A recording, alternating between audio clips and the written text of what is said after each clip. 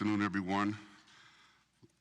Let me call to order this meeting of the Community Redevelopment Agency of the City of West Palm Beach. Today is Monday, August 4th, 2025, and the time is 3:01.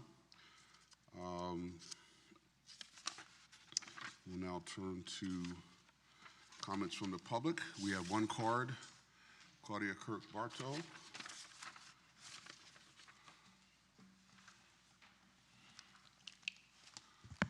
Good afternoon. I'm Claudia Kirk-Bartow, 510 51st Street. Good afternoon, Mayor and Commissioners. I'm also the Executive Director of the West Palm Beach Center for Arts and Technology, and I want to congratulate the CRA and the neighborhood on an amazing opening of the Sticks last Friday night. That was awesome. I was there at the first meeting in the tent on the side of the road. When it was just a vision, so that was really exciting to be there. And West Palm Beach Center for Arts and Technology is excited to be a neighbor and continue to be a strategic partner with the CRA and the City of West Palm Beach. As you all know, West Palm Beach is undergoing an exciting transformation, and Mayor James, you always say it's so important to bring the opportunity to the community, and at the center, we're turning that vision into a reality, starting in the historic Northwest. And our mission is to inspire, motivate, prepare youth and adults for meaningful careers through innovative arts and technology programs. And we partner already with Youth Empower to Prosper, community partners, and the school district to support 100 high school students annually, ensuring they graduate ready for college or career. And additionally, we empower the unemployed and underemployed adults by equipping them with the skills in culinary arts, hospitality, construction, medical fields, and technology, fostering long-term financial stability by partnering with Recipes for Success, the Palm Beach County Chefs Association, Associated Builders and Contractors, and other industry leaders and organizations, and hopefully soon, Habitat for Humanity. As we move into our new home at 819 Sapadilla, we're building a welcoming, state-of-the-art facility designed to uplift and support our students and adults in the community. And we'll be launching a tech empowerment program alongside 2 minority-owned businesses, Nerd Alert and Tech Hustle. So you'll hear more about that. And to bring this vision to life, we are actively seeking funding. So I've been writing a lot of grants, but more than happy to be included in the city or CRA budget. I just had to say that out loud. But thank you so much for the consideration, and I hope you'll consider supporting one student, one job, and one success story at a time. And you know how to reach me, or you can vote for us because we're a People Choice finalist for the Black Chamber of Commerce. So that's WPB-CAT. Thank you. Thank you very much. We'll now turn to comments from the dais. President Lambert. Thank you, Mayor. Just wanted to echo the comments that were made about the Sticks Promenade grand opening. $2.6 million investment into the legacy of that community. It was tremendous to see the business owners there, the community from all corners of our city to come and celebrate the launching of these minority-owned businesses. And I look forward to continuing that work with this board. Thank you. Commissioner Baduzzi. Thank you, Mayor. No comments. Commissioner Fox. Thank you, Mayor. I do want to echo those comments as well about the Sticks Promenade grand opening. It was such a fantastic way to kick off Black Business Month. It was something that I think all of us have been on this dais since the beginning of that project. So it was really exciting to see it come to the finale and see some of the other businesses that will be joining the Sticks Promenade in locations that are close by. They came to celebrate as well. So it was really a lot of cheerleaders that were just really looking forward to the future of this neighborhood. So thank you to everyone on the CRA who was a part of not just putting that event together, which was fantastic, but the past few years and making sure that all these businesses have what they needed, the resources to get open and to just have a really thriving and successful new home in the Sticks. So thank you. Commissioner Ward. I'm echoing my colleagues and to say that Friday night was awesome, and just to harp on the businesses. For those who don't know, we have Camille's Flower Shop, we have cupcakes, we have a bookstore, and then learning area. At the back of Camille's, there's a small area if you want to host a meeting or have a small event. And it's just a plethora of different businesses on top of the restaurants that have already been there. And so it's very exciting, and I can't wait to see all of those businesses prosper. Thank you. Commissioner Warren? Thank you, Mayor. And I think everyone knows that the Styx Promenade has been very important to me, and so I'm very happy to see that everything went off beautifully on Friday night. Sorry that I missed it. I was out of town representing the city, but my heart was with you. Congratulations to everyone involved, and there are a tremendous amount of great opportunities for businesses there. And the business behind Camille's Flower Shop is Wild Rose, which is a great place to network and do additional business. And at Eaton Cakes, they also offer food options. So there's just so much. I think every single business that went into the Styx Promenade has a sub-business or something else that they're doing. So they're not a single scope, they're multifaceted. And so there are a lot of needs that can be met by visiting the businesses over at the Styx Promenade. So congratulations to everyone. Thank you. I don't have any comments. Mr. Rugg, are there any additions, deletions, reorganization of the agenda? No, Mayor. All right, well, now turn to item 6.1, presentation and discussion of the West Palm Beach Community Redevelopment Agency 2025-2026 Strategic Finance Plan and Budget for the Downtown City Center District and Northwood Pleasant City District. This is you, Ms. Green. Yes, I'm sorry, Mayor. Okay. So today, first off, Chris Rugg, Executive Director of the West Palm Beach CRA, and myself and Deputy Director Jade Green will be doing dual podiums here, presenting both the two budgets for the downtown, thank you, for the Downtown City Center and the Northwood Pleasant City CRA. So we don't have the resolution numbers just yet, because obviously those will be filled in once we have those, and we do have a complete budget that we're ready to present to you that the board is familiar with. So today is a presentation to just essentially walk you through the specific items and break down how we are planning the budget for this coming fiscal year and what you can expect over the next 12 months as it relates to our work and the strategic finance plan. So we'll do a quick overview, and I'm just going to cover some general information. And I know board members, many of you know this, so it's also for our fine folks that are watching at home. We'll talk a little bit more about the strategic finance plan, as well as a little background on the budget, on just how that is developed. Then we'll go into more specifics, Jade and I, on the two districts. And then within those districts, we do break them down by target areas. And each target area has its own sort of sub-budget, as well as goals that are outlined in the strategic finance plan. And then at the conclusion, we will be happy to answer any questions. As it relates to the Downtown City Center budget, we also have the DDA with us. As you all know, the DDA is a big part of the Downtown City Center budget. So we'll close with Tanika James presenting what the DDA has planned for their area this coming fiscal year. These are our two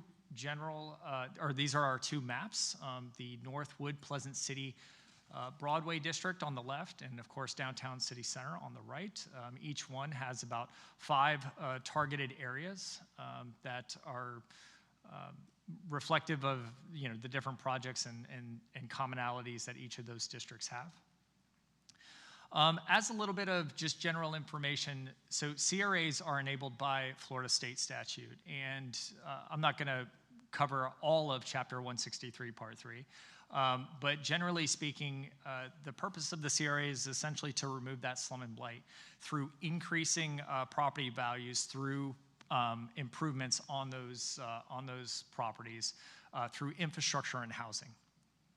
And the strategic finance plan aimed in that direction really has 3 inputs that sort of guide the strategic finance plan and the budget. First and foremost is all of our existing approved projects that this board has approved over the years. And a couple of examples, first in the downtown city center area is the Tamron Avenue streetscape. That's ongoing, 610 Douglas and 800 North Tamron, which is the building that we will be building for Rose Trolley.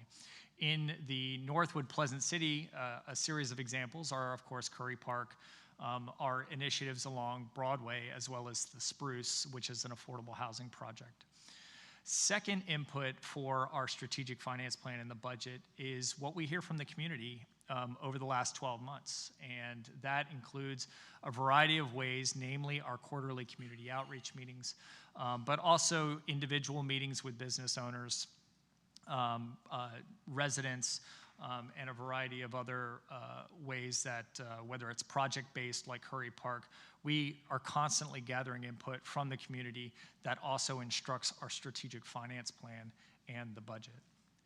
And then last, we couldn't do this without the CRA could not accomplish its work without the departments that we work with at the city. And this, first and foremost, I want to thank our police department, who helps us every single day keep our neighborhoods safe, as well as city engineering that works with us to improve infrastructure, and then, of course, Public Works, Parks and Recreation, and Development Services that helps us in a variety of other ways.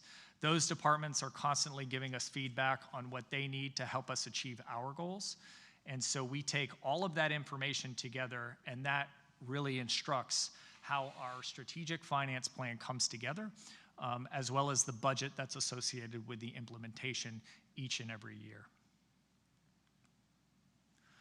So our strategic finance plan, we do it primarily because the state requires us to. It is an annual document that's presented to you, and it outlines all of the goals and strategies that are aligned for achieving our efforts. And while we don't necessarily fund every single thing in the plan, if it's not in the plan, we can't fund it, because the state statute is very specific in that regard. And above all else, it needs to be in line with what that state statute says CRAs can do.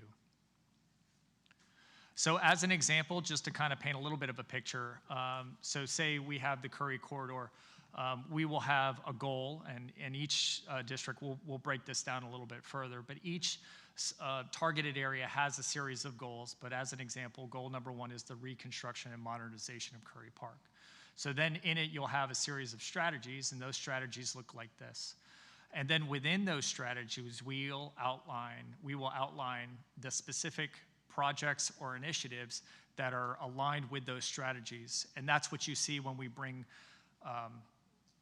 commission items, CRA items each and every month, and we tell you, okay, this aligns with this goal, it's adopted in this plan, and so that's because everything we do, we want to tie it back to that strategic finance plan that the state requires us to have.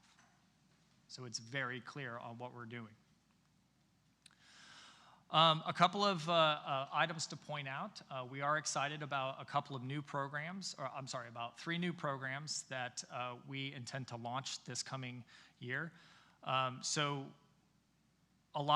Many of these were based on, 2 of these were based on past feedback that we've gotten during our community outreach. And one of those is the Creative Signage Support Grant. And it's also important to outline that many of these are also outlined in the city's economic development strategy plan. So we are following city policy as well as making sure we're abiding by the state statute. But the Creative Signage Support Grant is, many of our businesses are just looking to have great signage that really identify their businesses. So we created a specific vehicle for helping them do that, and that's this program. Next, as we all know, we have a very robust sustainability effort in the city. And so in order to stay consistent with our sustainability efforts, we have created a grant that can help a business with any kind of sustainability efforts related to our goals as a city to become more resilient and sustainable. And then last but not least, there's probably not a day goes by that I don't get a call or Robbie gets a call about how we can help with permitting.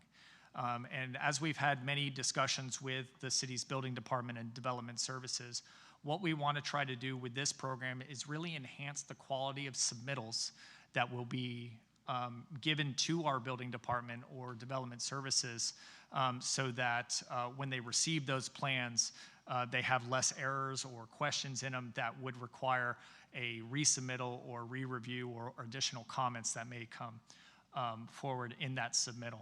So we're very excited about this because essentially what we can do is put a company under contract that can help with that sort of pre-review initially, and then as long as we approve of it, we would essentially just fund their time to look at those plans prior to submittal.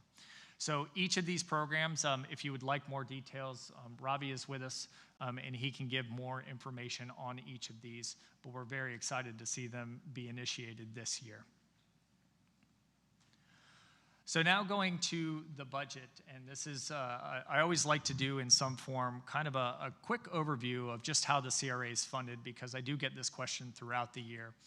And that the city's budget is made up of primarily two main revenue sources, and that is the taxes generated through the increment that is charged by the city's tax millage rate, as well as the county's tax millage rate, and that's 8.13 and 4.5 respectively. So that's a total of 12.63. That is the total millage rate that helps fund the CRA. So what that means is that for every $1,000 of taxable value, the CRA gets $12.63 on that new increment that's generated. So to make it a little bit more clear, that's what those bar graphs are on the right, which is when the CRA was created, all of our properties within our CRA boundaries had a specific value. And moving forward, the increment or the increase in value that happens each year, that's what funds the CRA. So if a piece of property was $1,000 before the CRA was created, and when the CRA was created a few years later, that value is now $11,000, we get the tax increment on the 10 that was created. And so that 126, my eyes are getting bad, $126 dollars and 63 cents. Did I get it right? Okay, thank you. Is what would come to the CRA as an example, and that's across properties that are within our boundaries.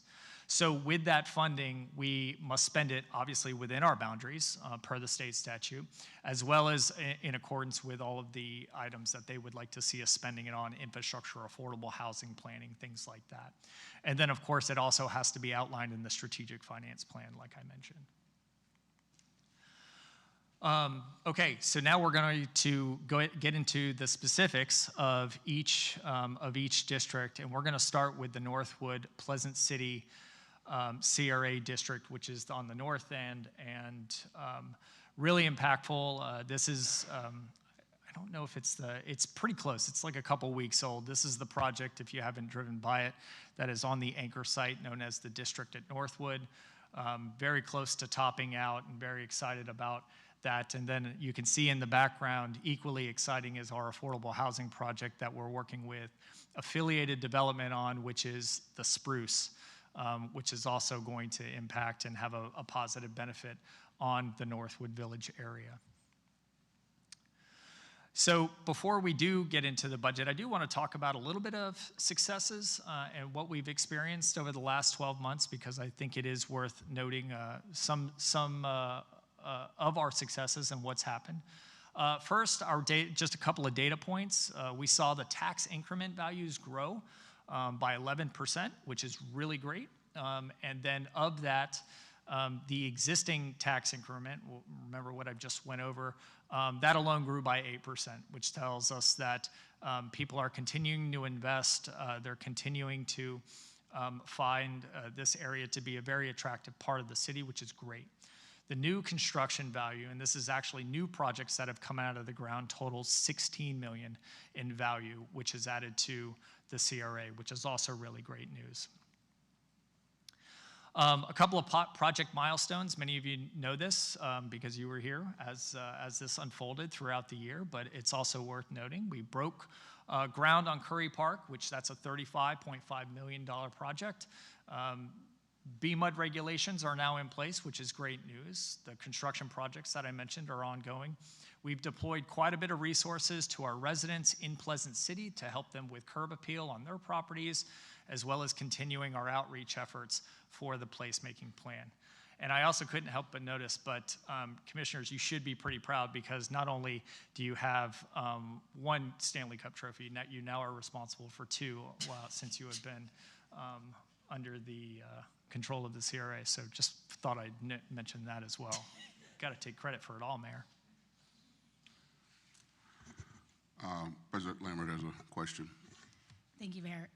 Thank you, Chris. Besides the 2 Stanley Cups that we have been a part of, I know that growth in this area had been slow in previous times. I didn't know if you had any comparison about how, I mean, that seems pretty substantial growth. Any comparisons to past years or? I'll pull up the past years, but yeah, the double-digit growth in the Northwood Pleasant City CRA is new relative to recent years. So even while the downtown was doing well, you know, there was always the desire to see sort of the same sort of robust growth happening in this CRA as well. And so now that we're finally experiencing those double-digit growth, it's nice to see. So. I know generally speaking, it is new, I would say probably within the last couple years, Yeah. But I believe we had double-digit growth last year as well. Okay, great. Well, I know it's been a priority of this board to see that, so I'm pleased to see it. Thank you. It's exciting. Did you have to go back? Did you have to pay for use of the Panther logo? So everybody's part of the Panthers, Mayor, so they're okay with it. All right, Jade Green, Deputy Director with the CRA. To give Chris Voice a break, I'll be going over the numbers. So just to review our revenues, encompassing that $8.8 million, our carry forward fund balance, which is encompassed of all of our rollover funding for our projects that are active and in planning. So that's about $885,653. And as Chris explained, our tax increment from the city of West Palm came to $4,997,270, and Palm Beach County at $2.7 million, for a total of $7.7 in our tax increment revenue. Our investment earnings at $130,000, and then our Lot 23 rental income at $61. That makes our $8.8 million in revenue, with 88% occupying from our tax increment.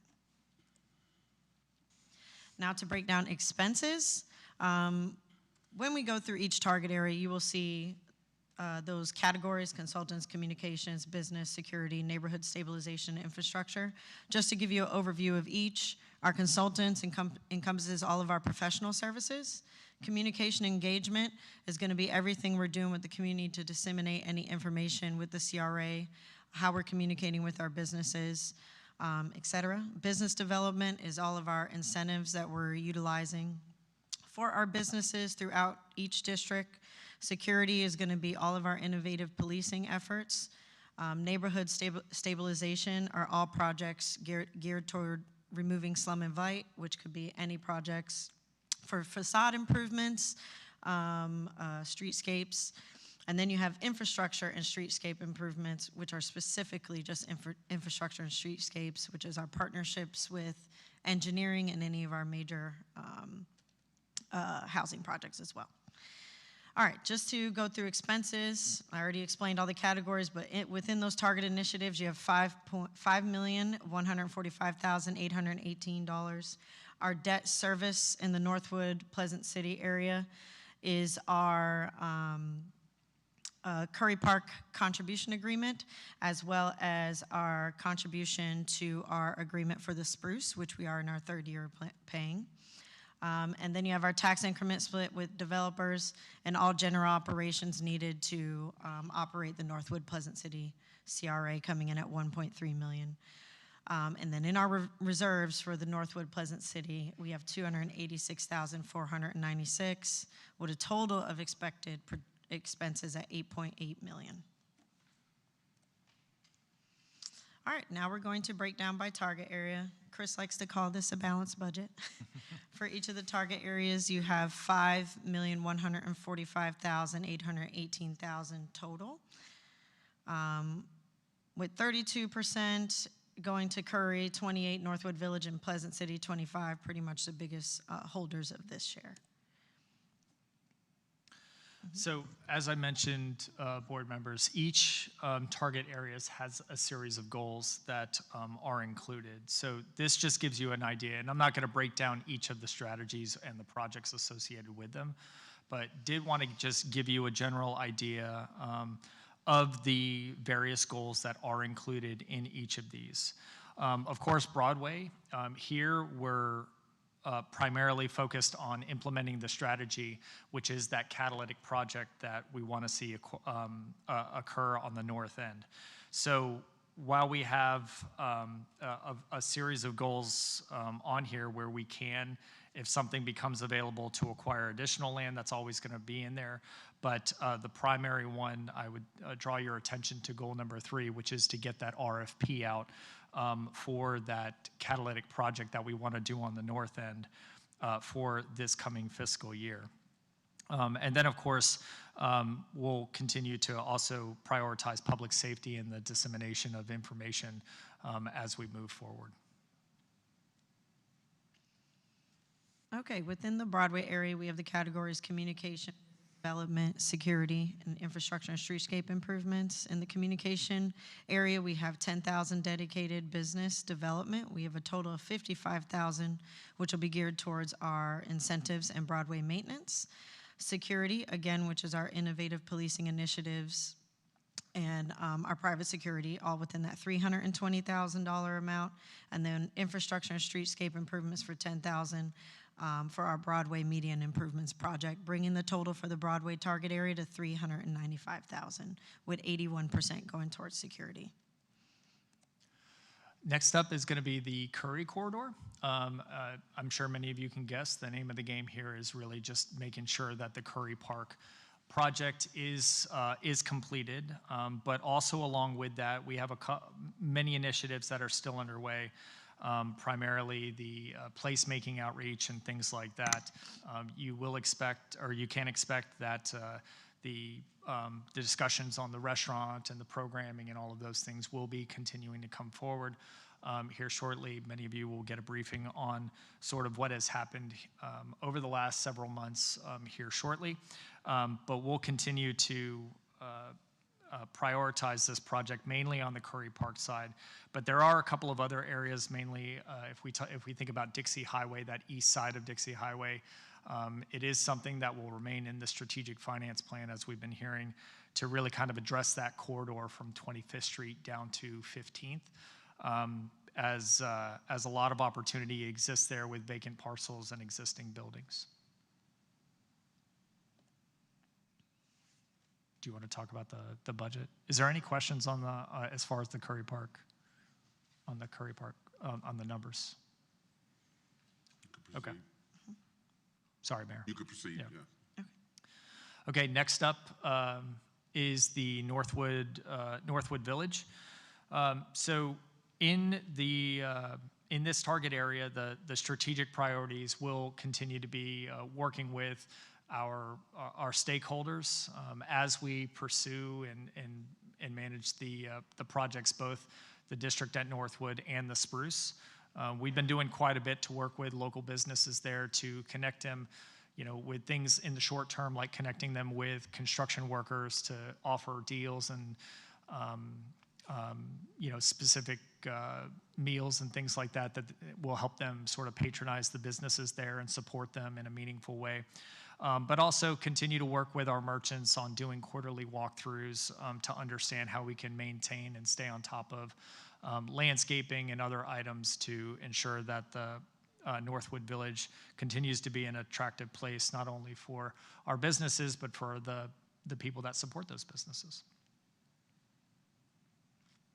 All right, in walking through the Northwood Village budget, you have the categories of communication, business development, security, neighborhood stabilization, infrastructure, and streetscape improvements. Within communication, we have a proposed $30,000. Business development, which is encompassing of incentives and the Spruce incentives, Maintenance, a total of $754,000. Security, again, for innovative policing initiatives and the private security, $570,000. Neighborhood stabilization, $10,000, which that is our Serenity Park project dedication.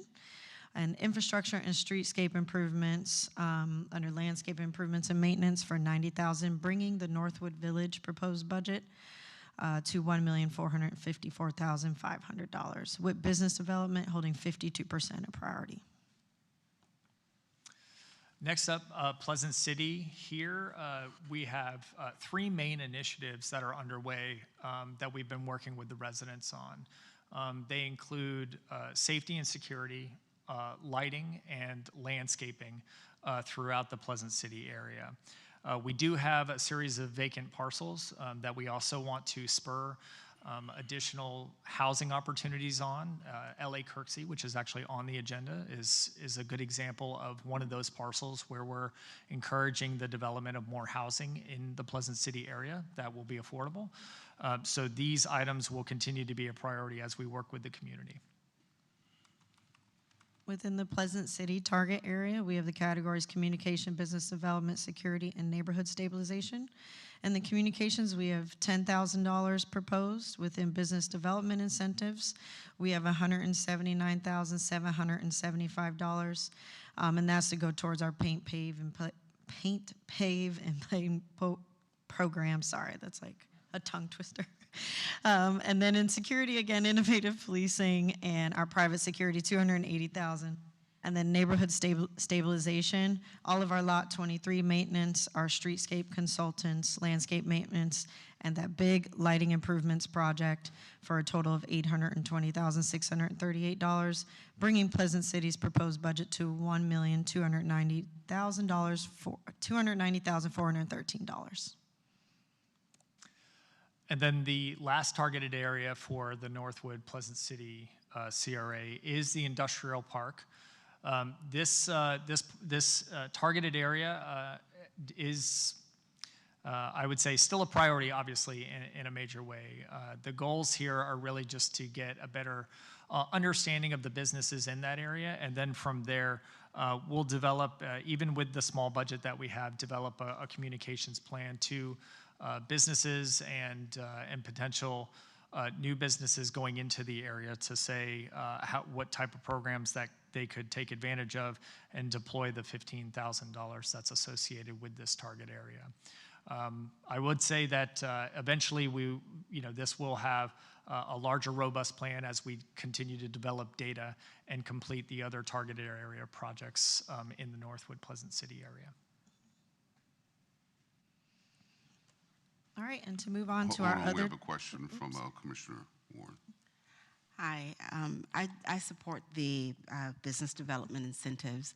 I'm just curious at this point if you know whether or not they're being successful. And I see that there's this section here for the strategy to develop a communications action plan. Can you talk a bit more about that and how we are going to let businesses know that these incentives are available so that they can be utilized? Sure. So first, Commissioner, the first thing we're going to use is we have a really great database of information on our businesses through the business tax receipt database.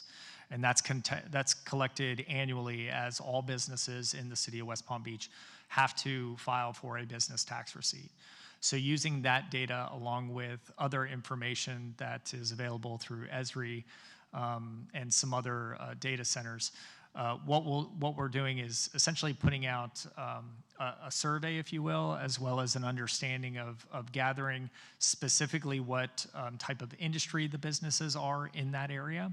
And then with that information, we intend to formulate a proper communications plan, which will have the addresses and be able to contact them in a very direct and meaningful way to let them know what kind of programs we have.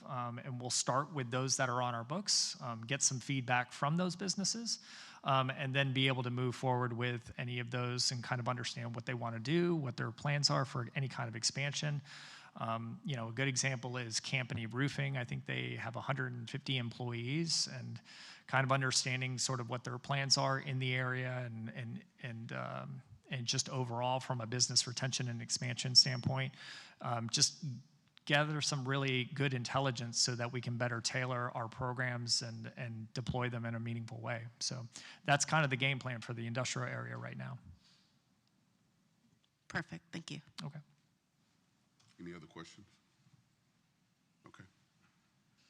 Okay, I will move on to the budget breakdown for the other target area, which this target area is to encompass any cross-target area needs.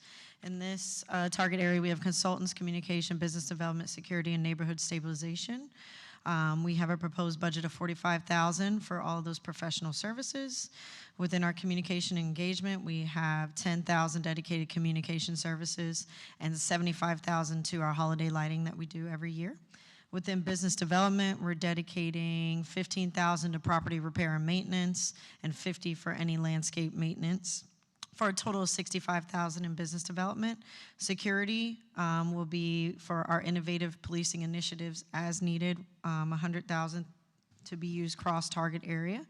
Neighborhood stabilization includes mayor's education program, the real estate transaction support for any acquisitions or any other real estate transactions we're doing across target areas of $50,000, lot property maintenance, and insurances associated with that, bringing the neighborhood stabilization category to $80,610. For other target area being a total of $375,610. So Mayor, I figured that's a good time to kind of pause because that is the Northwood Pleasant City CRA district. Before we get into downtown, just kind of take a moment to see if there's any questions about the Northwood Pleasant City Broadway district. Questions? Commissioner Fox? Thank you so much. I have a couple questions, but the first one, first of all, thank you. That was a great presentation. Exciting to see the progress. One of the first slides that you mentioned that there was going to be some new programs that you were offering, Climate Smart, creative signage, and then permitting, which I think the permitting is, I'm very excited to hear that. It's something that I have been hearing about a lot the past few weeks, and small businesses being turned down several times, and there's just the length of time that is involved to try to resubmit, so I appreciate that.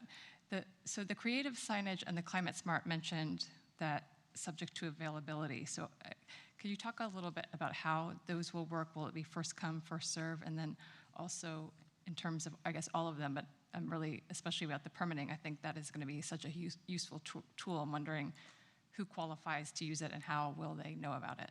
So, so these programs, first and foremost, as we went through the budget, you saw that we had a line item for incentives.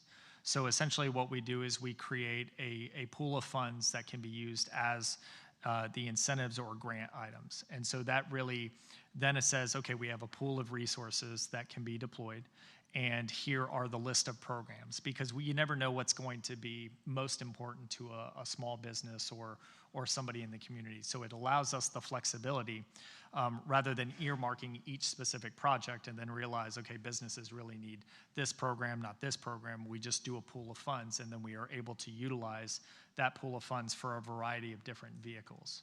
So, and then as it relates to the qualifying items, we still have to work out some of the details. I mean, Robbie, if you want to come up, I don't know if you've thought about some of that, but there will be an application process to kind of understand how, the targeted industry or small business that they're involved with, what the job creation is, timeline, get a little more intel on the actual project, the budget, and things like that.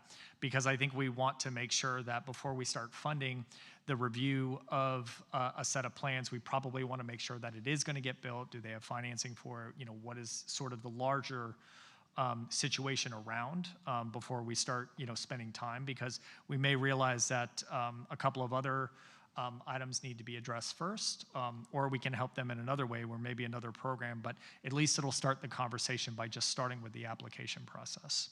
So Robbie, I don't know if you have anything else that you want to add. Robbie Sammy, Economic Development. No, you pretty much nailed it.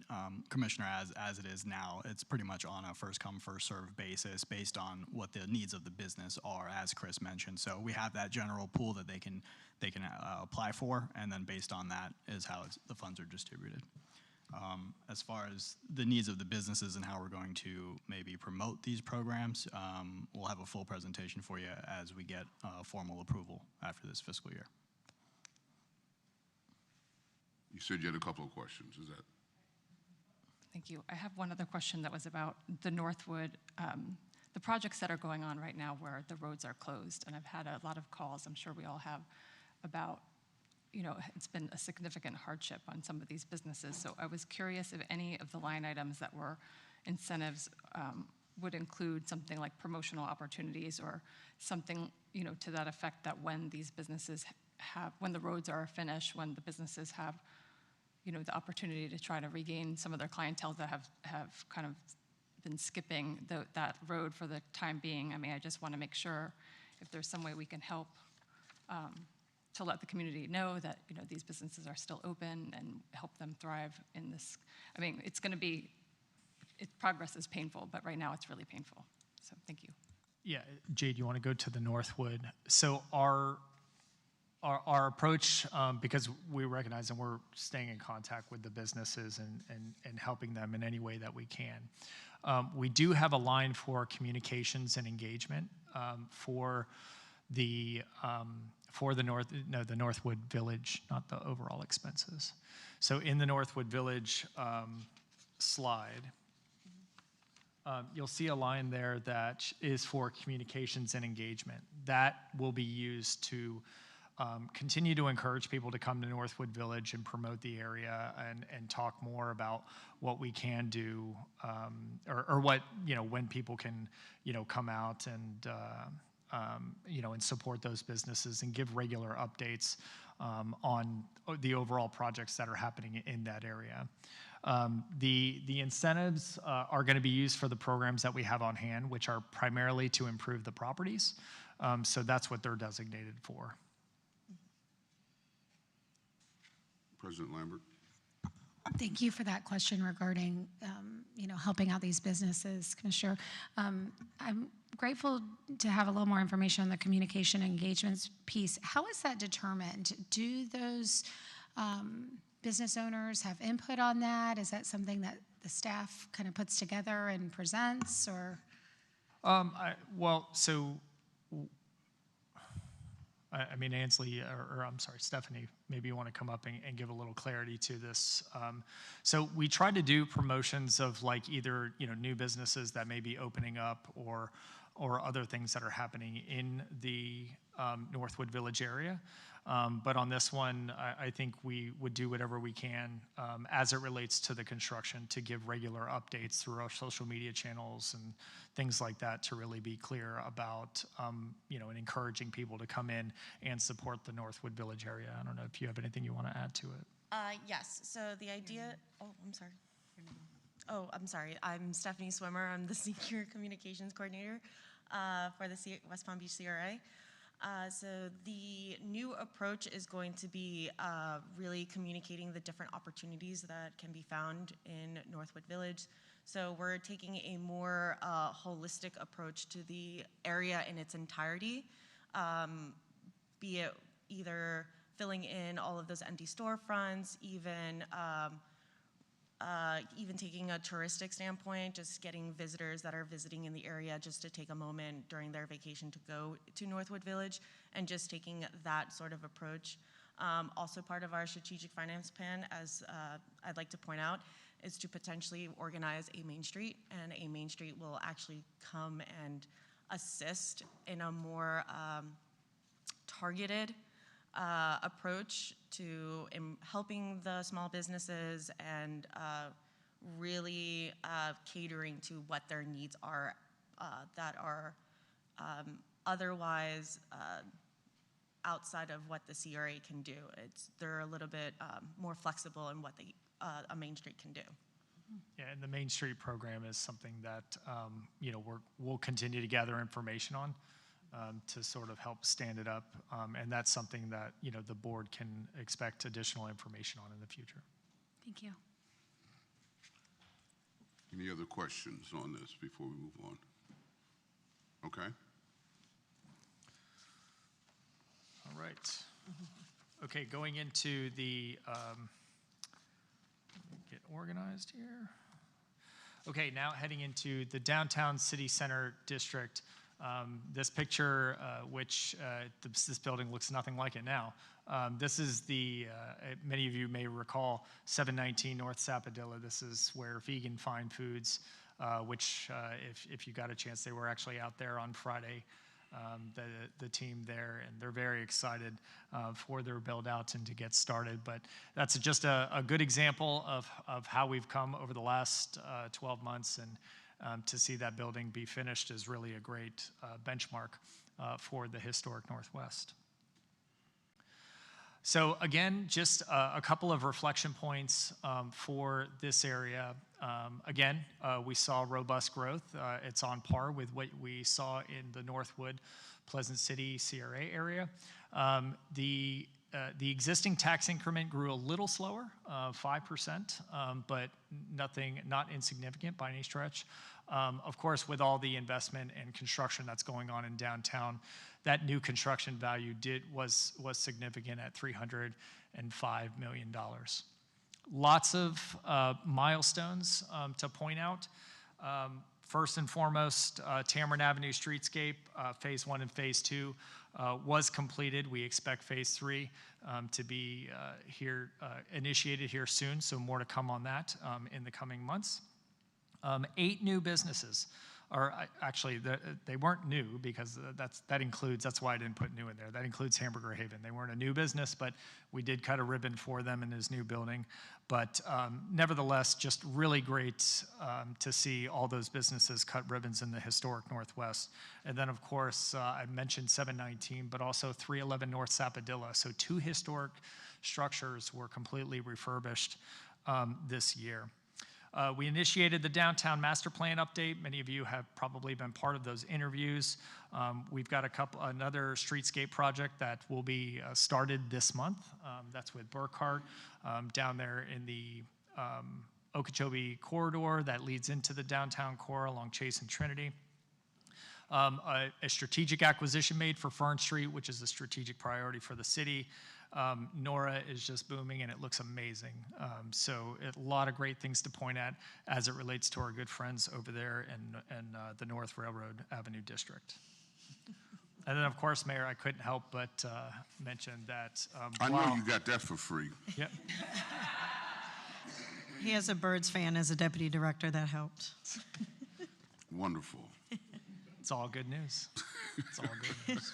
All right, and walking through the revenues for the Downtown City Center CRA.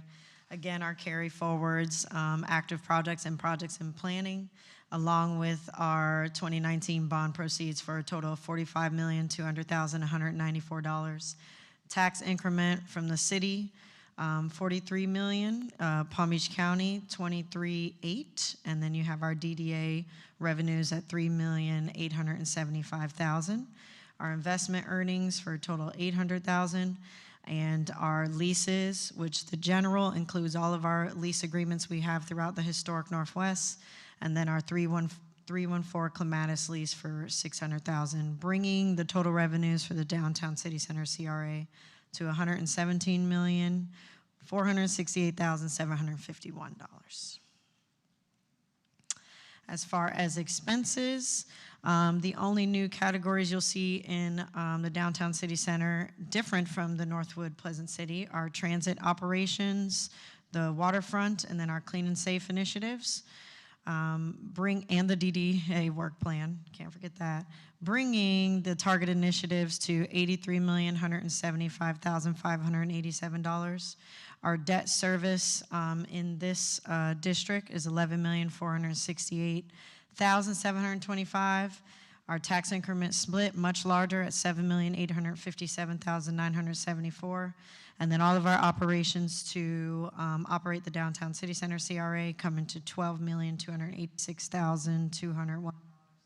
And our reserve at $2,680,264. With expenses totaling at $117,468,751. All right, and we will continue to break down each target area. I don't know if this is as balanced as the Northwood Pleasant City, but we'll go through each of these totals. So starting first and foremost with the historic Northwest, and I actually had to break this into groups so that you could kind of see it through. We have quite a bit of goals that are currently set for the historic Northwest. And, I would say that protect the historic fabric of the neighborhood has really driven many of our other initiatives to really sort of bring back and preserve the culture and place that is the historic Northwest. And I'm not going to go through each of these just for the sake of time, but just to give you an idea, because each of these do have their own set of strategies and projects associated with them. But you can also see that as we continue to pursue items like the Palm Beach Lakes Bridge, as well as making sure that the Sunset Lounge is up and operating, that and our community policing innovations, that there's enough in the historic Northwest here that we feel really confident that we've covered just about everything to cover any needs that may come up, as well as our existing projects that we're moving forward with. All right, so the historic Northwest is going to be 2 pages. So on this first page, we have our consultants, communication, business development, and the clean and safe initiatives. For all of our private professional services, we have $250,000 proposed. All of our communication engagement in the historic Northwest, we have $570,000. Our business development, which includes all of our incentives, our historic preservation grant program, and the Hamburger Haven security initiative, totaling $640,000. And falling under clean and safe, we have security, our safety and community initiative, sanitation and landscape maintenance, our big lighting and landscape project, and Heart and Soul Park landscaping, repair, maintenance, et cetera, coming to $2,120,619. Within neighborhood stabilization, you have our neighborhood consultant that is on staff, our Sunset Lounge operations, Sticks Development, 311 real estate transaction, all of our buildings and improvements projects in process, the paint, plant, and pave program, building bridges program, all of our property acquisition, property repair, maintenance, and purchase of TDRs for a total of $13,664,046. And then our major infrastructure and streetscape improvement projects, including Tamron Avenue, 4th Street and 6th Street improvements, 801 4th Street, 500 Division, and our Complete Streets Initiative totaling $7,139,001, bringing the historic Northwest total budget to $24,383,666.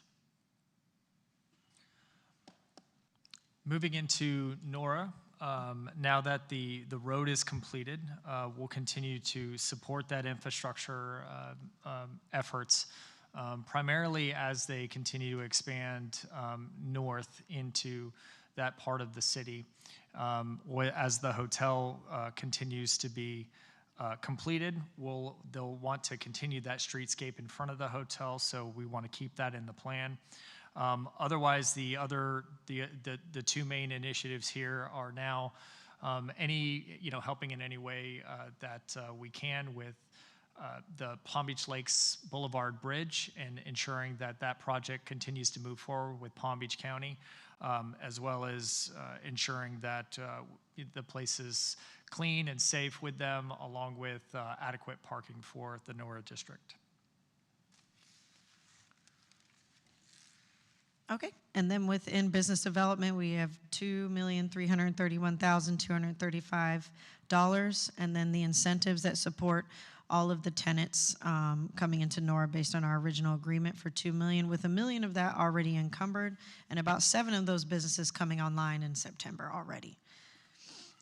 A quick note on the 2.3. So that is the last payment for the commitment that we have to reimburse for the construction of North Railroad Avenue once they break ground on the multifamily that is on the north end of the district. Clear Lake District, here it's all about the Fern Street crossing. So we're continuing to move forward with strategic acquisitions and to work with the engineering department on helping them with any design costs in order to make that extension from Tamron Avenue to Australian a reality. Okay, within the Clear Lake District, we have under neighborhood stabilization, $35,000 dedicated to 914 Fern Street, $200,000 towards that real estate transaction support, bringing that to a total of $235,000.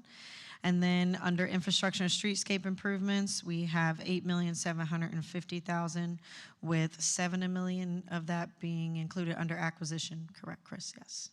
Bringing the total for the Clear Lake District to $8,985,000. We have a question from Commissioner Fox. Yes. Thank you. I just have a question about the Fern Street crossing. Can you explain again what that number includes? I mean, I know that this is going to be a huge project and that is not the totality of the project. So are we just still looking at the design of it, or is this just the acquisitions, or are there other things that are included here? Thanks. Right, so the lion's share of the infrastructure and streetscape improvements is acquisition. As Jade mentioned, that's seven. In working with the city engineer, they've requested $1,750,000 for design costs related to both sides. And while we have a grant for the actual crossing, I believe, the design of the crossing, there's still the roads on either side of the crossing that needs to be designed. And that's what engineering has requested some assistance in funding. Okay. Proceed. Downtown core, there's since this area is quite large, it includes a variety of items that we're continuing to work on. The Banyan Garage, 314 Clematis Street are two major ones, as well as some surgical improvements that are still planned for the waterfront area, and really just continuing to encourage and support private sector development and creating that comfortable realm for pedestrians. Okay, and walking through the downtown core, we have communications, business development, neighborhood stabilization, and transit operations. This one is 2 pages as well. Under communications, we're proposing $100,000. Within business development, that includes incentives, public art support, Project Washington, Silver Flagship, 415 Clematis renovations, public art support, our city center space, which includes Salentos. I think you're all aware of that. And potential grant for Hibiscus House, bringing the total for business development to be $7,188,703.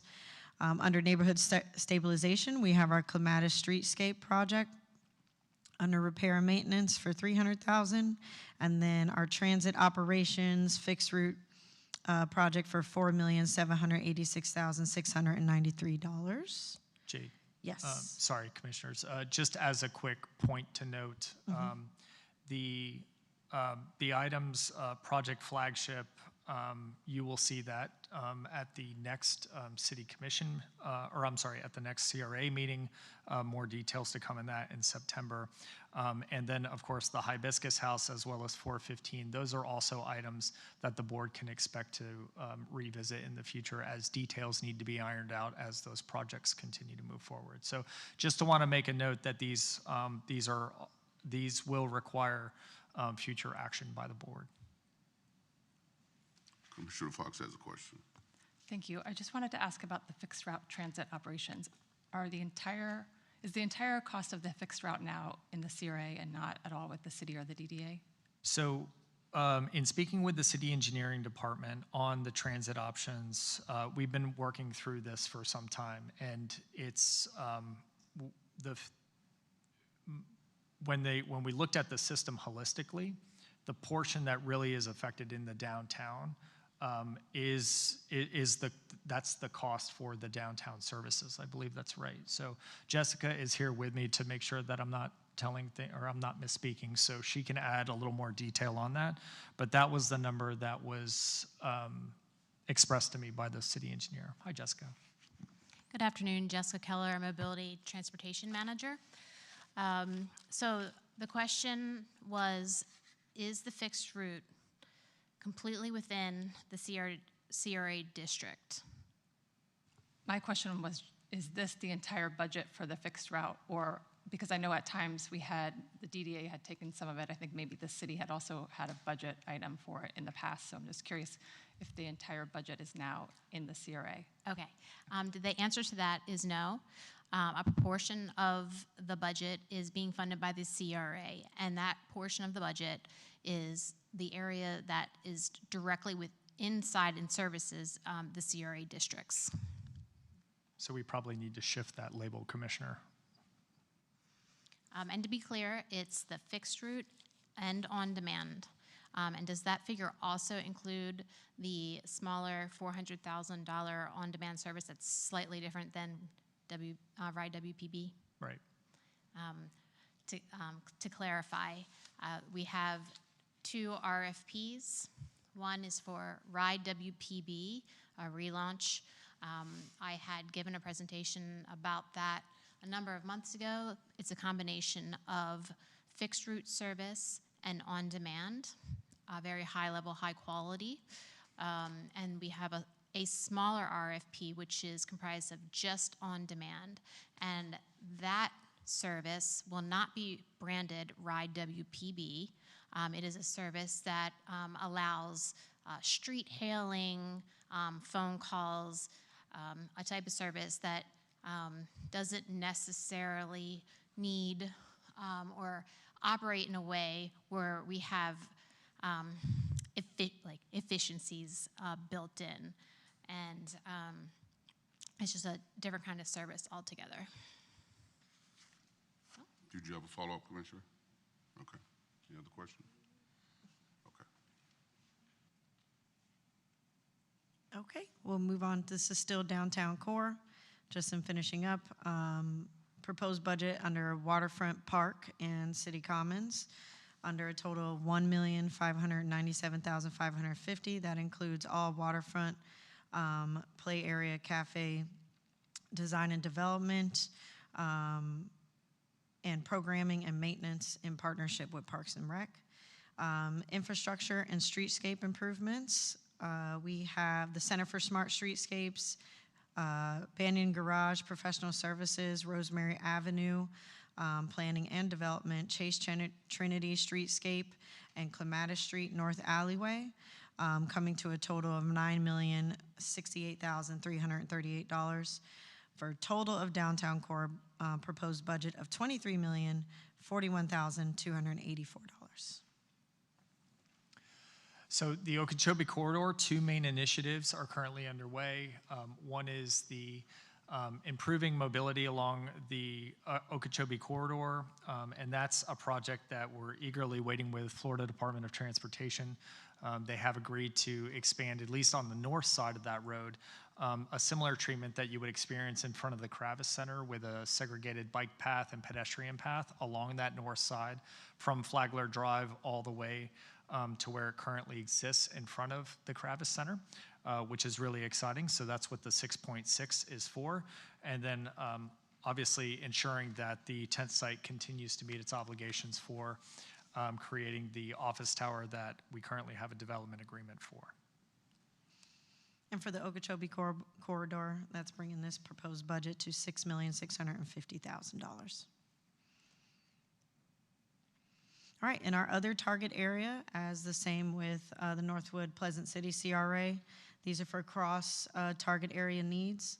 Under consultants, we have our seawall plan in partnership with the Office of Resiliency, $80,000 grant, strategic finance support for $100,000, bringing total consultants to $180,000. Neighborhood stabilization, which includes our partnership with Public Works Department, any lot and property maintenance, insurances, real estate transaction, property acquisition services, our placemaking services, safety and community initiatives, and the mayor's elementary education grant program within this district, bringing that total to $1,650,110. And for infrastructure and streetscape improvements, for abandoning complete streets phase 2, and all other infrastructure project planning, in partnership with the engineering department, bringing that total to $5,777,006 for a total of other target area budget of $7,607,116. So, Mayor, we can go right into the DDA, See or if there are any questions before happy to we move answer in any that direction. questions. Yep. Okay, let's go. Wonderful. Tanika?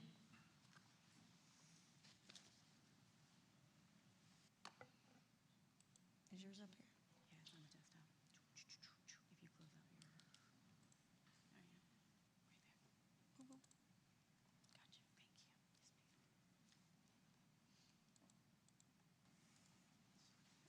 All right, good afternoon, Mayor and Commission. Tanika James Fayman, Executive Director for the West Palm Beach Downtown Development Authority. Just want to focus on the 4 areas of our pillars: our district services, our public realm, business development, and then clearly public relations and communications. Some of the things that we consider with our budget is the needs of our community, particularly in our DDA district, the changing conditions and growth that we have going on in downtown district, clearly our collaborative efforts with our businesses, residents, city, and the CRA, and then expanding some of our smaller initiatives that we're focused on. What we've learned, and you probably have heard me talk about this a lot, is data is a lot of how we drive what we do and how we do things. We recently did a survey with our residential population, and we're actually getting ready to do another one next month with our businesses in their downtown district. And what we heard back from them was clean and safe was a top priority for all of them in general, not only our residents, but from the public as well. And we're expecting to hear that same thing from our business community. So we divided up these areas into what we felt were in our 4 pillars of focus. So district services and public realm being top priority, and then clearly business development and marketing still of importance, but to a lesser degree. Some of the things in the business development and marketing, which I thought was really interesting to see in the survey data, is that cultural programming and art installations came back at the top as something that they wanted to see. Hopefully many of you were here when we were doing the musical swings in 2016, and that's the idea of some of these art installations that people want to see. They're high impact, they are a call to action, and they're kind of immediate that we can see those changes in our downtown. Some of the priorities for this upcoming fiscal year based off of that data that we received is clearly public realm is of significant importance for us, clean and safe programming, community outreach and safety, our homeless outreach and our overtime detail that we've been supplementing for the last 2 years, public space and beautification, which is our landscaping, our pressure washing, enhancing those services in the DDA district, transportation, clearly accessibility, economic development, which is our incentive programs, and one that I've continued to add back in here is just making sure that we focus on the brand identity of who we are as an organization and what we do and how we can do it in collaboration with the city and the CRA. The DDA taxable value, I'm so sorry, my fonts got changed when I uploaded it onto your system, so I do apologize for that. Some of the taxable value for this fiscal year, which is kind of a little hard to see right now, is 9%. Previous years, we've experienced somewhere between 15% and that big boom in '24, and then our last fiscal year, which is what we're in right now, 11%, and then this coming into is a little over 9% into our new fiscal year. This is just a reminder of our millage rate when we first established in 1967. Through 93, it was 1 mil. We went into a referendum and increased that to 2 mils. In 2007, which is when we began our interlocal agreement with the city and the CRA, we reduced our millage rate to 1 mil. And then again in 2022, we went down to 1.98. And then 2023, we reduced it again to 0.97. Just a quick overview of our budget timeline. To continue with our operations, and then you'll see in our budget us having carry forwards, and it's because we have to do that TIF payment in December, so there is going to be an overlap of funding. We do that big check, we're kind of running on fumes towards the end of the year, and we do that big check change with the city and the CRA, and then are back up and operating again. Again, just a quick overview of our timeline. We do begin our budget process typically in May and June, where we get our preliminary tax numbers, sit down with the board and do a draft budget. We meet with the city and the CRA to review it, adopt our millage rate. Again, come and present to the board in August, adopt our final budget in September, and then, as with you all, begin our new fiscal year, October 1. At the same time, we do the TIF payment, we begin our audit in December, and then in January is when we actually start to receive some funding from the tax collector. And then in March, we finalize our carry forward and do an adjustment to our budget as needed. Our revenue. So as you can see, over our current fiscal year that we're in and moving into 26, there's approximately a 3% increase that we're experiencing this year. This is just a breakdown of our categories, and as you can see, we had to restructure the pandemic. We changed how we were doing a lot of our things and modified our services. Fast forward to our current fiscal year of 25, we contracted with Block by Block and consolidated 3 of our services under one contract, under a sole source contract. And then as moving into our next fiscal year of 26, again, focusing on public realm and district services is what we've heard the community want us to focus on. Our public realm, see, these are the placemaking programs, our transportation, our ambassadors that you see in the street, and then clearly our community outreach and policing. That's our collaboration with Jennifer Farrell's team with HCD.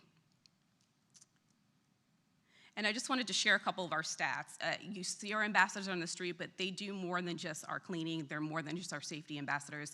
They do the condo check-ins, they do business check-ins, they do hospitality assists, escorts in the evening time if you're feeling that you need a little assistance. The heat map that you're seeing right there on your screen is our actual condo check-ins. So they go in pretty much every single day to check in with the condo, with the concierge downstairs, find out if there is any that they need, how we can assist, what's going on. So we try to communicate with our team with Block by Block as much as possible because they are the first point of contact for a lot of our businesses, our residents, and the condos in our downtown. Our public realm, this is just some of our images. Again, through the last several months, we've had 11 key programs and more than 4,500 engaged participants in 55 programs in our downtown area. And this is in our public space area. So this is our wellness activations, creative workshops, and cultural programming that we've provided for the community. So you'll see this year, this is approximately a 6% increase in this area of the public realm. And what I did is I did side by side of our current fiscal year versus our preliminary fiscal year 26. So you can see the adjustments that are being made. You'll see that the ambassador program is being adjusted. We would like to add 6 additional ambassadors into the downtown area. That will be 2-man teams that you'll see walking around the downtown area. So that's our ambassadors. And then in the next area, you'll see there's an increase for our cleaning and pressure washing as well.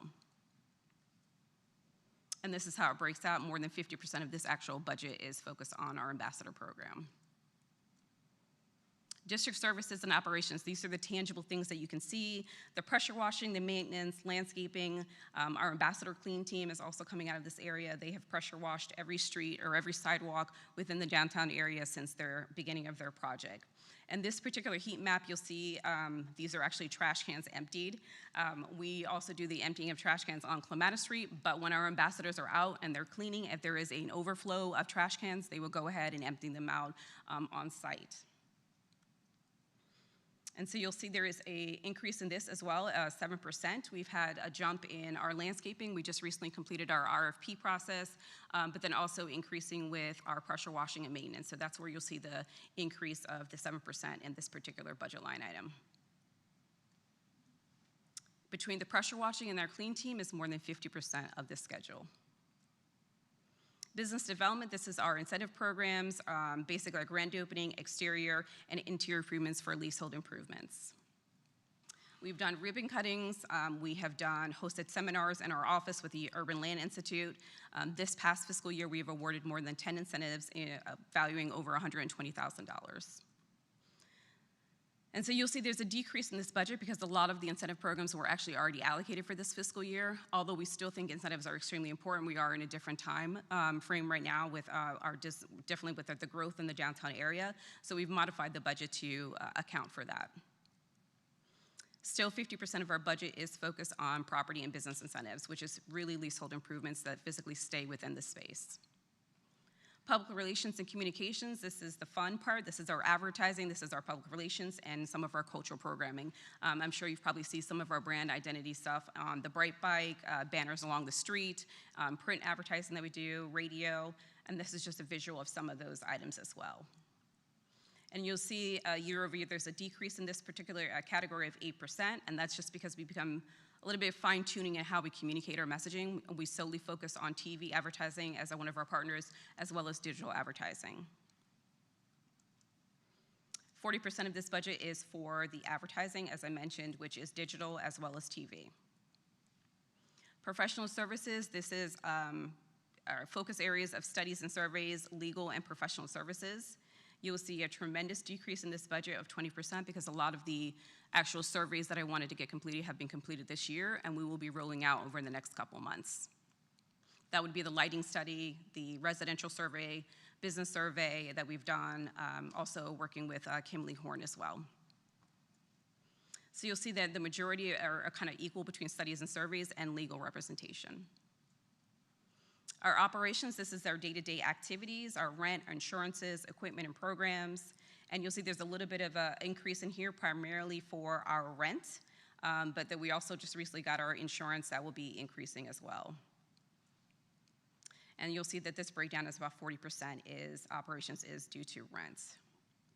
So our total expenditures this year will be, for fiscal year 26, will be $11 million. Operations, you can see, does include in personnel, which is approximately 1.2. And this is how it breaks out. This is probably my favorite part of the entire presentation. 65% of our budget is focused on clean and safe programs between public realm and district services. What's next? Some of these are just some of the studies and projects and programs that we're working on right now that you'll see over the next couple months, as well as going into our next fiscal year.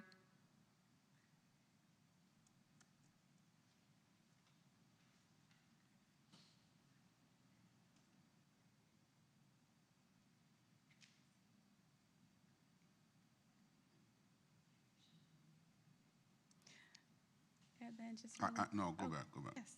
Oh, how do I go back? I have to ask, what is a human library?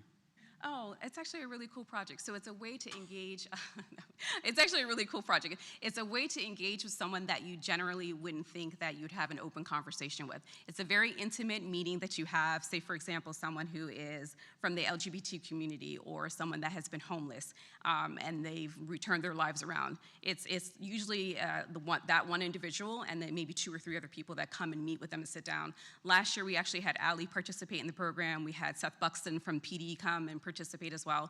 And this is a way for the community to come out in a small group to say, what is it like being in your shoes versus in mine? So it was a one-on-one intimate conversation. Okay. And our partner was with the library. We hosted it at the library. Is that where you get library in the title? Huh? Is that how you get library in the title? Oh no, so the people, they're actual books. And so the individual person, so for example, Seth is considered a book. Okay, now and I'm so really you want to confused. check out the book. So the person, what? It's a very cool project. I'm going to have to send everybody a link on it now. Oh, there's Seth. He's right there. I was wondering why everyone was looking over there. Seth Buxton participated in it last year, our human library. And So hold up. So someone volunteers to do this, right? Correct, yes. And then people can check them out? Yes. So like we set up a system online and you have categories of areas that you want to check out. So if it's something about police department or a homeless individual, you can actually click on that and you're technically checking out a book.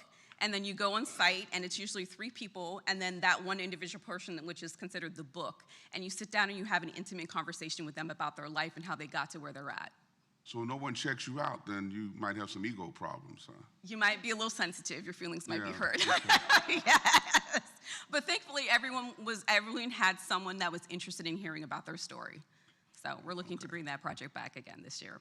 And night market? That would be we're actually looking at doing the night market in the Triangle. It's called the Triangle with Luminaire and the other condos that are around that area, and creating basically similar to a green market, but more of an artisan night market in that area, particularly for that residential population. It'll be open to the public, but it's an area that we've met with. We've been doing presentations to all the condos downtown, and this was something that they were interested in hosting. Okay, thank you. Yeah. President Lambert? Thank you. I appreciate you going into those because I did have a question about the placemaking budget went down, although I did see the ambassador program went up, and I know that there's always a lot of concern about security and the look and the feel of our downtown, so I'm grateful that we increased that. I was curious, and I think that maybe this answers it, but I don't want to assume that we're just maybe being a little bit more creative, a little bit more efficient with our dollars for the placemaking, and maybe that some of it is also being absorbed by the private sector as well? It is. So we're collaborating more with a lot of our downtown condos. We have done an analysis on the programs that we've done for the last 2 or 3 years, and if the program was not attended well or we did not get good feedback, we're going to cut back on that program and focus on things that are a little bit more impactful. So we used to have Motivation Mondays every single month. That was great when we were first doing it. It has become not as impactful. So we've modified that to do that. Instead of doing it every single month, we're going to focus on doing that quarterly. So the draw is a little bit more immediate. So we are using that data that we've collected to kind of determine the projects and programs we're going to focus on for the next fiscal year. Okay, follow up, Mayor? Yes. Thank you. And then also you talked about public relations, and I felt like, so again, correct me, I don't want to assume, that with the public relations, we're getting more information out about all that's happening downtown, and so that maybe that's helping to fill the gap as well. Correct, and that was part of, I think, a conversation I've had with a couple of you in regards to how we can collaborate more with the resources we have. The data, again, we're always about survey and data. The data has shown that people get the most of their information, not necessarily through print, but a lot through TV and digital. So we have reallocated that focus and focusing on those 2 areas. In addition to that, again, working with the city's communication plan, working with the CRA, with Related, and as well as NORA to help market the district and the downtown area holistically together. So just using everybody's resources a little bit more effectively. We actually have a meeting planned, I believe, for next month to discuss that in depth. Great, thank you. Commissioner Fox. Thank you so much. I continue to hear rave reviews about Block by Block. I cannot say enough good things about them myself. Every Sunday morning I see them out there early. Everyone says hello. I mean, they're there day and night. So I really appreciate the additional budget for continuing that service. My question is, it looked like you had lowered some of the leasing and broker meetings and the incentives, you said, because there wasn't as much need for them. But I was curious, it's still a question I get about Clematis Street from people that don't understand, let's say, the difference between City Place having one owner that they can kind of curate the tenancy. The tenants for Correct. in themselves, and you don't have that option in that there's so many different owners on Clematis, but there are still many vacant properties. So I'm curious, when you say sort of there's not as much need for those kind of incentives and meetings and things, are there things that you're hearing, I guess, from the real estate market or just different tenants that are coming to you? And I'm curious if you can just expand a little bit about what you see sort of the future of Clematis, that we don't need to incentivize tenants as much. So a lot of the buildings so let me just cover the leasing and broking. So that is more of just meetings with them. It's just restructuring how we do that meeting. We used to do like one big celebration, and we rent out the pavilion, do this whole thing. I think we're just gonna look at doing something a little bit more on an impactful way and having that conversation in our office and not having to go out and outsource that. So that's where the adjustment is for that. We're still gonna do those meetings, but just increase them and have them actually in our office. In regards to the tenancy, particularly in the Clematis district, we do have several different owners on the street. And I know that Rug and I have had conversations with several of the primary landlords and property owners. All of them seem to be in the same alignment of creating better tenancy now that there's been so much development in the downtown area. But at the end of the day, it does become a decision where the property owner makes the final decision on what type of tenant he is putting into his space. A lot of the spaces also on Clematis Street have already received quite a bit of incentive. The business incentive is really focused on bringing those spaces up to code, and the majority of them on Clematis Street are up to code. That's the ADA, that's the electrical upgrades, that's the lighting, all of that stuff has already been improved. So I'd like to focus not so much on Clematis Street, but more off the side streets. Thank you. You're welcome. Any other questions? You can continue. Just really quick, final next steps. We recently adopted our millage rate, DDA board review and approval of this current fiscal year, and then right now today doing the budget presentation, and then we've got our September adoption of our final budgets. And then very quickly, our Director of Communications put together a quick overview. Can you hear that?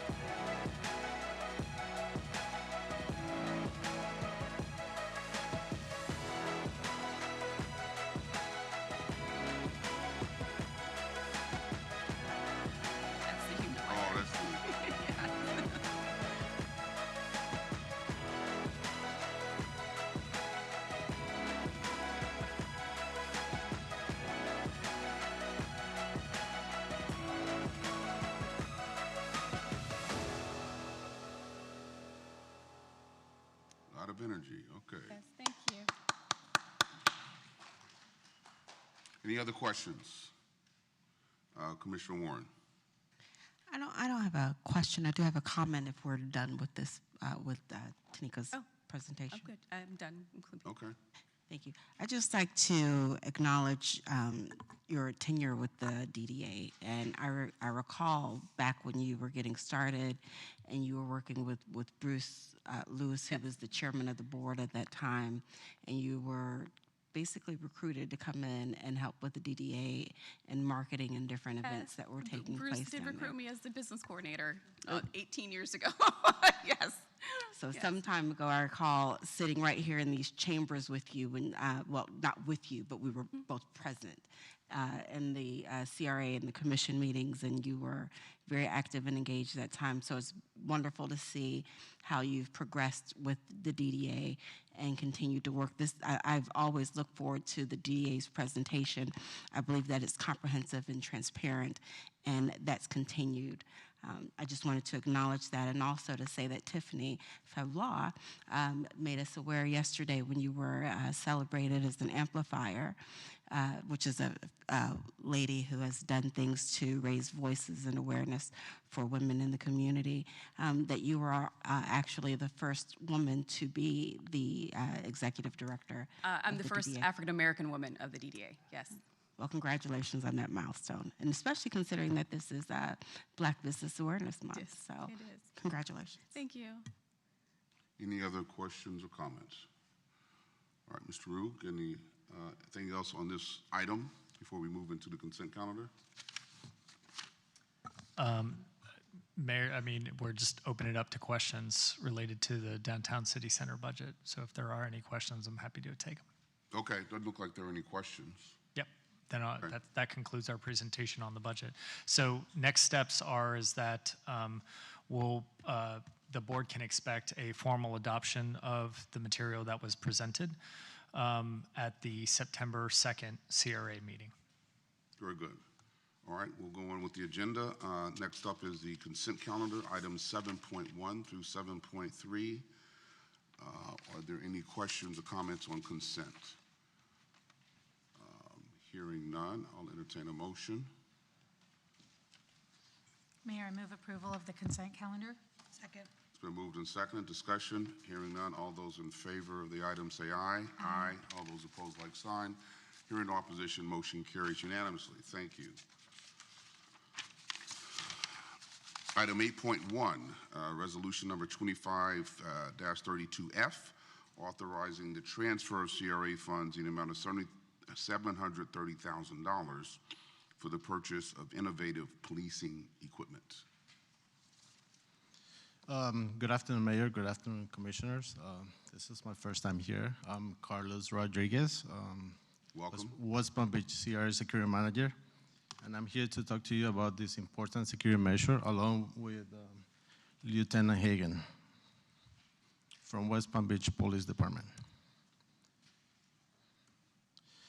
So the city of West Palm Beach hosts annually 192 events, more or less. Most of them are in the open spaces where people gather and work freely.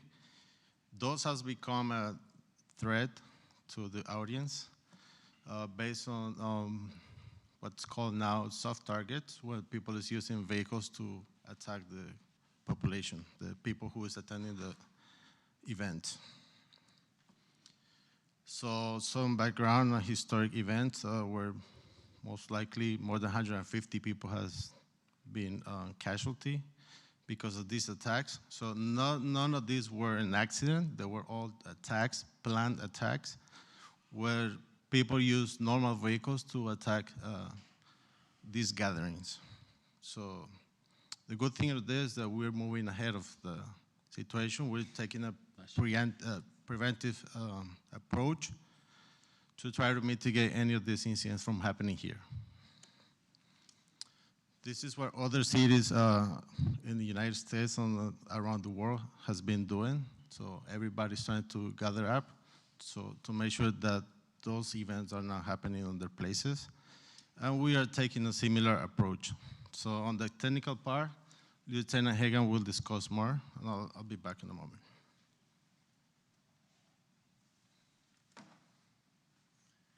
Thank you. I'm Lieutenant Hagan with the West Palm Beach Police Department.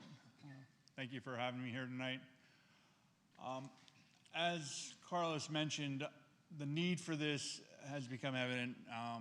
We've got more and more vehicle-borne attacks going on. New Orleans on New Year's Eve was the catalyst event. And since then, under the direction of Chief Harajo, we took a forward-leaning posture and started hardening all of our events that are occurring in the downtown area. The purchase of these vehicle barricades with the support of the CRA will help simplify some of that project.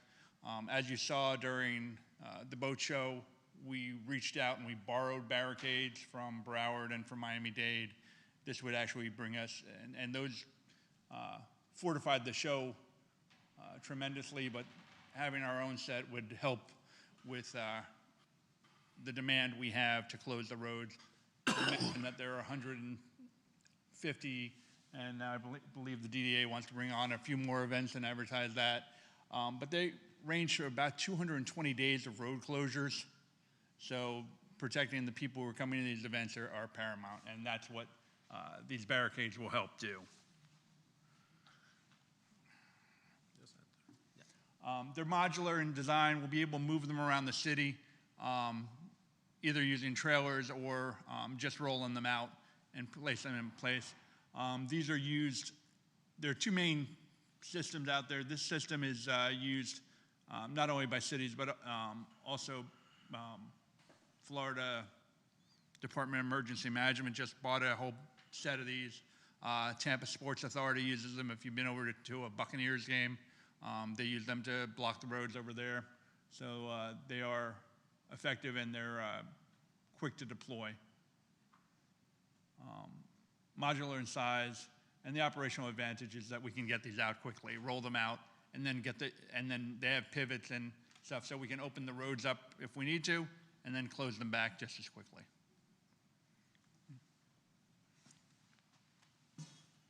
Okay, so the benefits to the city are increased public safety, enhance city's event confidence, compliance with national best standards, reusable infrastructure, and economic stability. So this is an important measure for us to protect and keep enjoying all those events that Tanika just showed us a moment ago.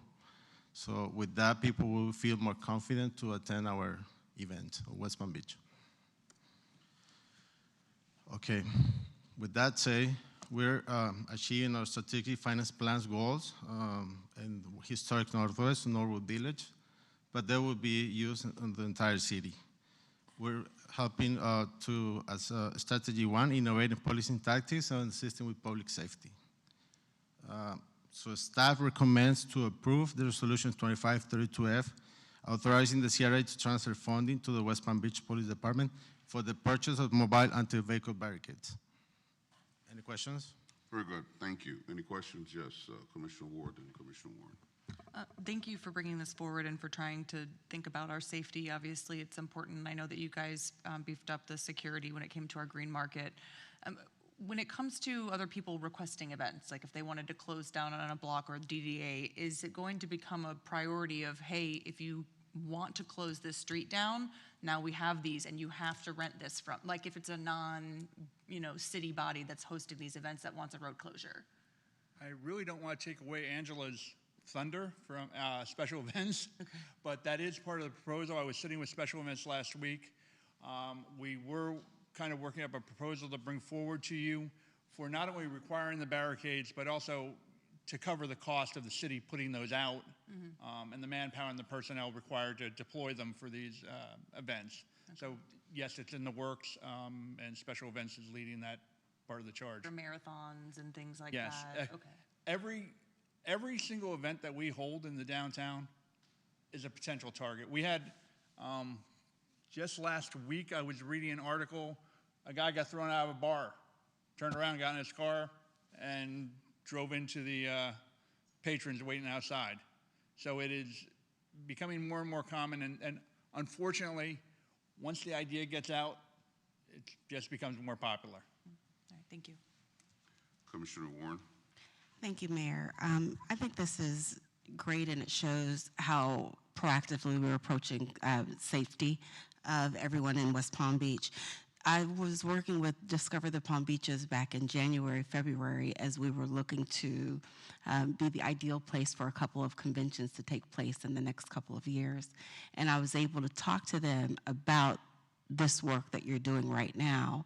And I believe that it helped them make the decision to come to West Palm Beach. So it's not just the confidence of people that are attending the events, it's also the confidence of people that are interested in finding a great place to bring people where they will feel safe, where they will have wonderful amenities and opportunities, great hotels, and find the city pleasing. This safety aspect is certainly one that I think is very important for large groups. I couldn't agree more, ma'am. President Lambert. Thank you so much. My question was also about non-city sanctioned special events, so I'm happy to hear, Lieutenant Hagan, that you're working with our other departments on that. It doesn't surprise me that you have been that thoughtful about it, so thank you. And likewise, I'm grateful that we're being more prepared and thinking ahead and not being reactive when it comes to our public safety. I think that, I'm grateful that this body is considering making sure that you all have the tools necessary to keep our city safe. Thank you. Commissioner Fox.